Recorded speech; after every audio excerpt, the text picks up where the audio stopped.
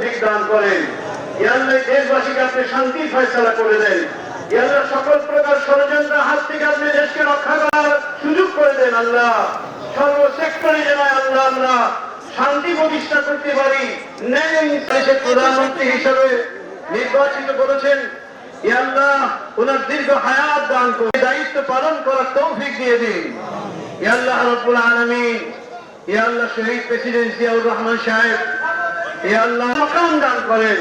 ইয়া আল্লাহ আমরা যারা হাত তুলেছি আল্লাহ আমাদের বাপ মা যারা দুনিয়ার মধ্যে নাই, ইয়া আল্লাহ রাব্বুল আলামিন খোদা তাআলার মেহেরবান। ইয়া আল্লাহ দীর্ঘ সময় যাবত ইয়া আল্লাহ এই তুলেছি আল্লাহ, আমার বিশ্বাস প্রত্যেকেই নিজের মন থেকে তাকে ভালোবাসে। ইয়া আল্লাহ আপনি